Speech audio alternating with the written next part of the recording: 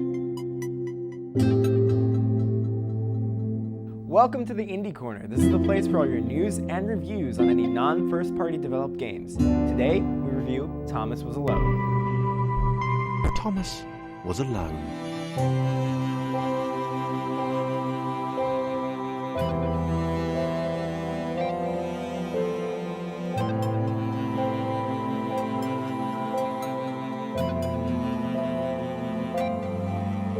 Thomas Was Alone is a platformer/puzzle game available on Steam. You control Thomas, a red rectangle, alluded to be an AI in a computer system. Thomas wasn't alone for long, as he finds more friends in various quadrilateral forms to explore this digital world.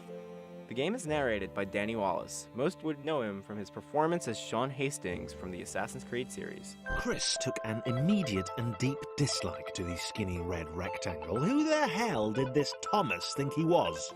Wallace delivers all of the characters' thoughts as if he were reading a storybook, and that's what it seems like playing at times.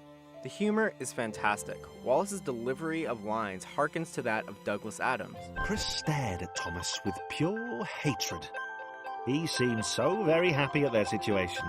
Friends together, a brave fellowship of quadrilaterals on a quest for greatness. Thomas Was Alone simultaneously nods to the old style of platforming while injecting its own flavor of using every character to get through a level.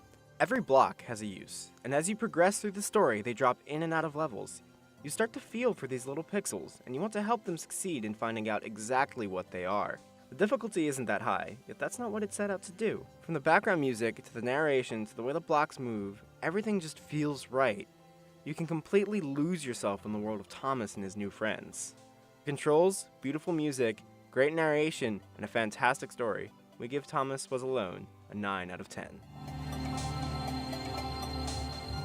It is one of the first few games I could just point to somebody and be like, this is art as well. It is fantastic, it's beautiful, and the story is just so compelling. It, like, once you just start playing, you can't stop playing until you beat the game. Yeah.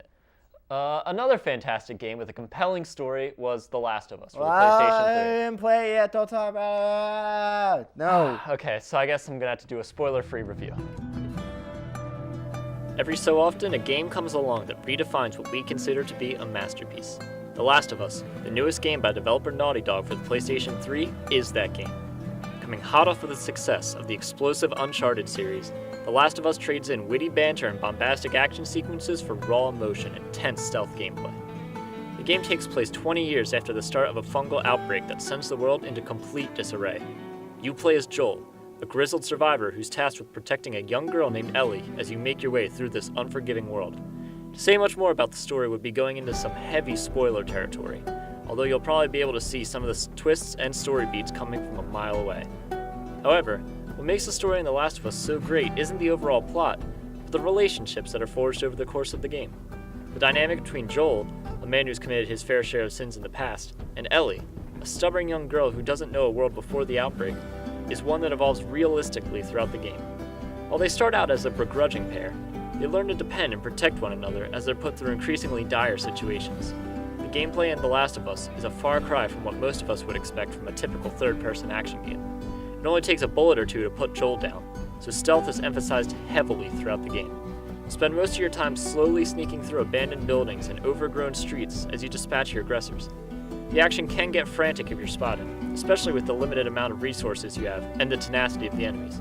While the story hinges on escorting Ellie, you don't really have to worry about her during stealth or combat sequences. She sticks close to you and can handle herself for the most part. In fact, she's so unobtrusive that enemies will never notice her while she's sneaking around, occasionally breaking the immersion that the game so carefully sets up. Melee combat is unrefined and brutal, with most sequences more akin to savages beating each other than a carefully scripted fight scene. Factor in the zombies, who pursue you with a terrifying ferocity if you're spotted, and it quickly becomes apparent this is not for the faint of heart. However, don't let that turn you off from playing The Last of Us. It stands out as one of the finest accomplishments in modern gaming and simply must be experienced firsthand. We give The Last of Us 10 homemade shivs out of 10. I wish I had a PS3.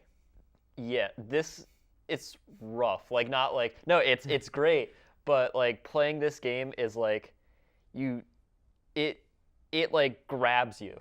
Like it's so cinematic, and it's so kind of like you're just constantly scrambling for new things, and you're always running low on ammo.